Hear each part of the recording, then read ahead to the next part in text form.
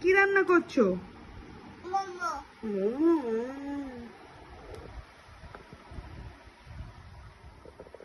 কাকে কাকে খাওয়াচ্ছো?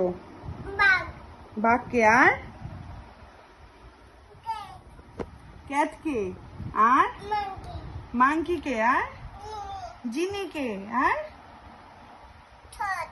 সস দিয়ে খাবে? ও